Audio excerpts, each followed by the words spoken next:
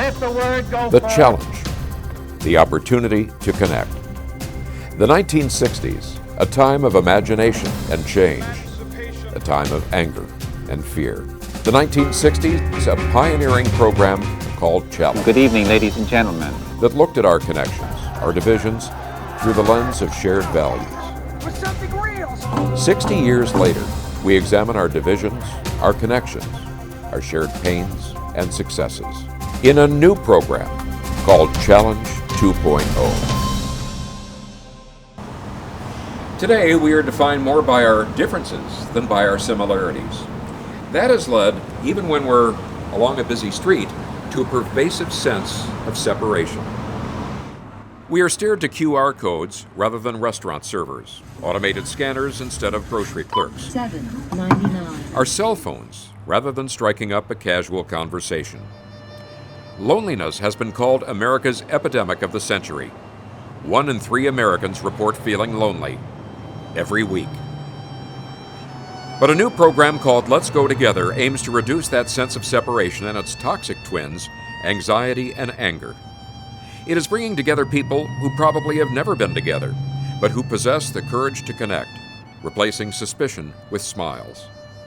In this program, we meet the Western Washington residents who have developed this program, who believe in the ability of connections to heal, to replace malice with the music of genuine community.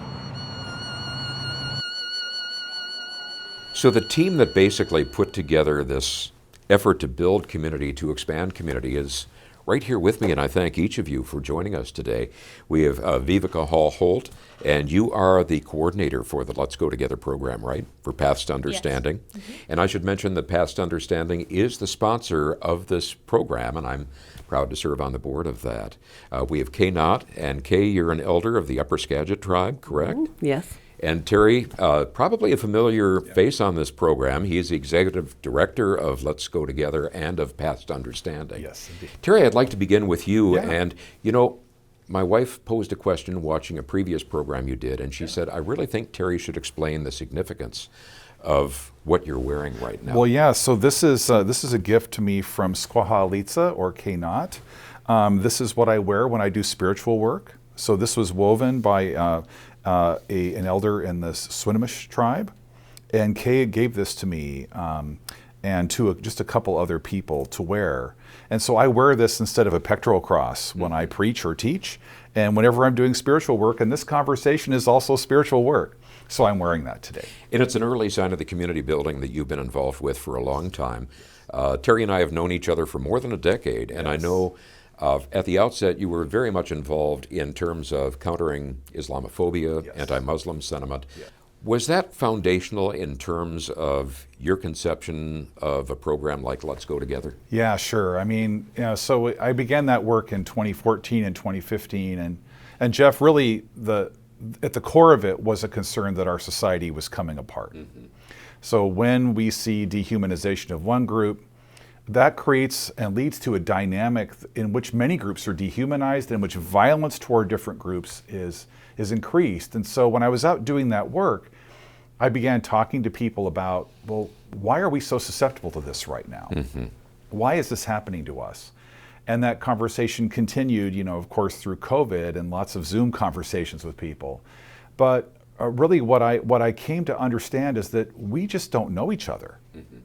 And because we don't know each other, it's easy for us to believe slander and lies from third parties, mm-hmm. or from groups like in the work to counter anti-Muslim bigotry. There were hate groups spending $30 million a year, mm-hmm. To spread lies and disinformation about American Muslims that were really fueling this dynamic that we knew would get spread again to our Jewish neighbors, to indigenous neighbors, to recent immigrants, because that dynamic always metastasizes and gets worse. But just out there doing all these events and having all these conversations, I realized more and more that we just don't know each other, even though we're living right next door mm-hmm. to each other. And that fundamentally is a key reason why we're vulnerable to some of these negative dynamics that we see in our society today.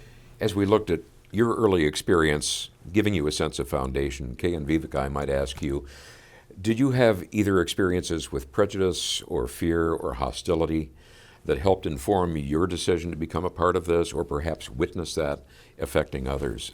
Kay, I might ask you that question first. Well, being an Upper Skagit tribal member, and we were only recognized in 1975, so we were awards of the court with awards of the federal government with no recognition.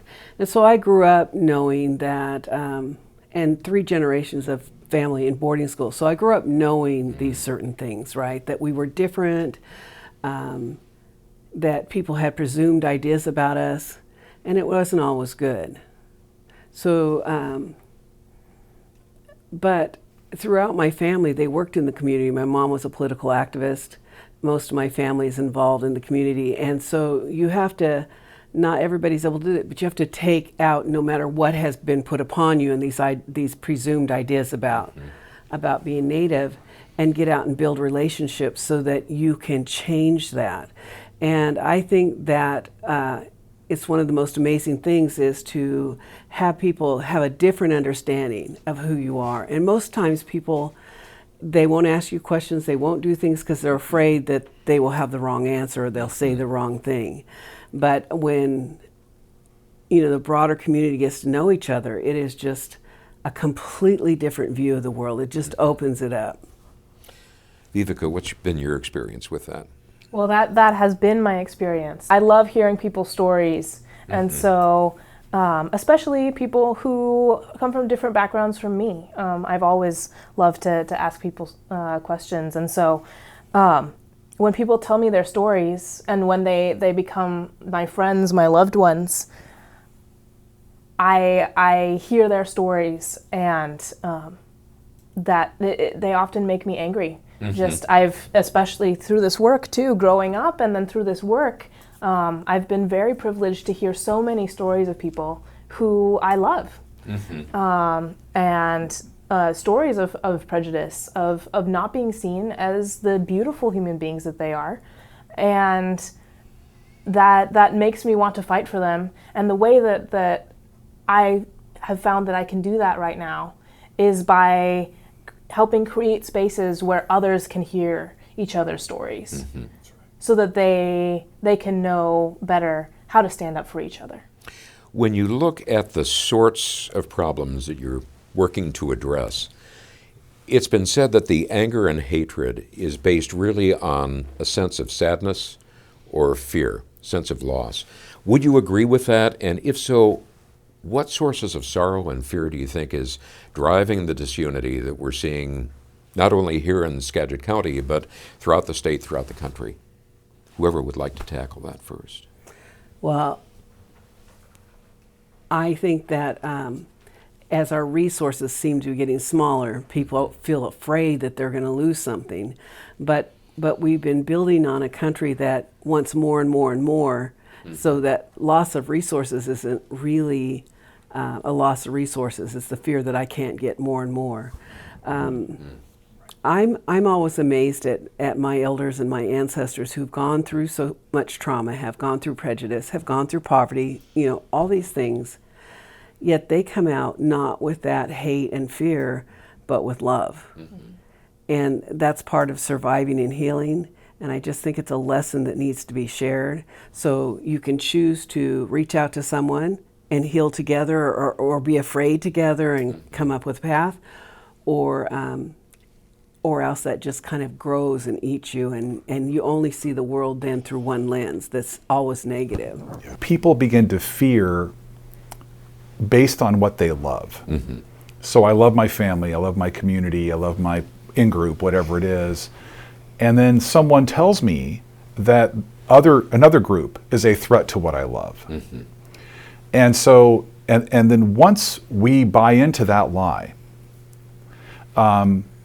then we're off to the races in terms of hate, fear, and violence, and a society that's coming apart. And one of the things that has been so important in the creation of Let's Go Together has been Kay and her family and her tribe's wisdom. That, hey, wait a minute, we may feel fear, but let's make sure that we're responding not only out of love for ourselves, but out of love for everyone, because we're in this together. And that's why Kay's wisdom, and it's not just Kay's, it's her own tradition's wisdom, has been important to the development of Let's Go Together and into its creation. So I just really want to honor that, Kay. Can I share how? Please. Please do. So Terry and I met, it's been almost 4 years. Yeah. And it was a really, much like now, it was a really rocky time in politics. The communities just came out of COVID, a lot of fear, a lot of hate talk that just seemed to grow and grow. And I was really distressed by it. So my brother said, hey, I met this guy and he works to counter anti-Muslim, anti-Jewish bigotry. And I said, I want to meet somebody who's doing something. Yeah. And so I called him up and we had lunch, and it's certainly grown and changed since then. It's so much more powerful. But to say, I want to do something, and everybody can do something. It doesn't have to be big. And you realize as you're bringing people together, you might not have come and introduced yourself to me because I don't know what to say to a Native woman, right? Or I don't know what to say to a Muslim family. All those things get broken down. And it makes you stronger, and hopefully then helps you guide people through their fears. So it was, I've never done that before. It's one of the greatest things I've done. I volunteer a lot, but it gives me hope. So based on that foundation of your life experiences, what you've observed, how did that lead to Let's Go Together? And Terry, I might pose that question to you first. How did that suddenly set off the light bulbs, if you will, to start up this program? Well, Jeff, as a member of the board, you know that I began to have Zoom conversations with people, literally atheist to Zoroastrian, and talking about like what's happening to our culture, why does that happen to people, and what do we do about it? I'd ask them, what does your tradition offer as a gift for this moment? And interestingly enough, Vivica was a person that I had met a few years ago, and so I began to send proposals to her, and she would write me back, and I would talk to Kay like 3 times a day about like what I was learning from people, and we talk through things, and then I would send a proposal to the board, and the board would give feedback, and eventually we came up with this 3-part program of eat and share stories, do a service project day where people could work together for the common good, but also have more informal time to kind of hang out with each other. And then a public event where people who don't normally get heard in public could actually talk about why our common humanity is important to them. And then, so as we worked on that proposal, we just kept working on drafts, and the first ones were terrible. They were just awful. It wasn't clear, but slowly all of us began to get this work together. And then eventually, Kay and I went out and we began to have conversation with leaders in the community, and we talked for like 18 months to about 20 different leaders. And the most important part of it was that Kay and I went together. So we were already, a Lutheran Christian, with a Norwegian and German background, with an indigenous elder, walking out, having conversations with people. And so we were already embodying what we were talking about. And we would not have had the success we've had in reaching out to people if Kay had not been willing to show leadership in being part of that conversation. Right. And so we began to ask people, about this, and they all realized that our loneliness and our isolation are leading us to be more fearful of each other. Third-party information makes us withdraw even further, but they didn't know what to do. And we heard it from leader after leader. One leader said, we're totally segregated from each other. We're totally segregated, but we're driving right by each other. Our buildings are right next to each other, but we don't cross the street to get to know each other, and we don't know what to do. And so we said, well, would you be willing to send some of the people in your organization, your church, your mosque, your temple, your nonprofit, your cultural group, would you be willing to send some folk and have these 3 experiences? And we slowly began to build that movement. And then at one point we realized this is a lot of work. There's a lot of logistical work. We got to order the food, we got to have the plates and the tables and everything else. And so we hired Vivica to come on board and be able to be the program lead for this conversation. And it's been an incredible journey with these two people, but also with the board and also with all of Skagit County to get these kind of relationships going. It's been incredible. Kay, I might ask you, as you were present really from the beginning, what were you thinking, given your background and your wisdom, as it was developing and as you were dealing with these different possible ideas? Yeah, Terry's right. For the first thing is that they saw two completely different people together, right? And that did matter a lot. But it is to understand what prevented somebody in my community from being involved, right? So there was I didn't realize how serious that was till the first dinner we had, and I had 4 or 5 different Native people there, and how hard it was to get them to go there and that they would be safe. And they each commented on that, right? You're going into a room where there used to be in Indian country where there's all Native people. We all go to the places that feel safe and bring us joy. And I knew that existed all the time, and that if you wanted to meet somebody, a Skagit, if you just tried to do that on your own, it's likely it wouldn't happen. And so, but if you come and you have a relationship with someone, you have a much better chance of growing with that. So it's the working with people in my community and recognizing other communities feel that way. They're looking out the curtains and seeing, what's out there. And once it's like Terry has relationships in the Muslim community, so he has a door already open to him, right? These are safe. And so you have to keep building these relationships. And well, if I trust Terry, then they might trust me. And if Kay trusts him, they might trust him. And it makes a lot of difference. And I think that especially the first Let's Go Together dinner, you could really see that when people from different groups were going, they were really nervous about being there and about being in a regalia that represented them, and because we're really accustomed to just laying below the radar, right? We're saying we want you to come just as you are. Do not try to change anything. You just come and be who you are, so we can know, how incredible these different cultures are. Well, and can I add just one of the other things that Kay offered was, paths to understanding all the way back, to Rabbi Levine and Father Tracy and the first initial challenge program and Camp Brotherhood was all about getting people of different religions together. But what Kay offered in part was, well, we need to also add culture into that, because not every tradition sees itself as a religion. And then as we went out and did these conversations, we realized, well, we've got to add more to this. It can't be, so it's got to be traditions and cultures. It's also got to be socioeconomic circumstances, because a lot of times people are segregated by income as well. And then it's got to be like life circumstances. So what's happened in your life? Have you been formerly incarcerated or unhomed? And then of course ages is another one. And so what Kay has actually done is not only change Let's Go Together's focus in terms of thinking about, well, who all is in the county?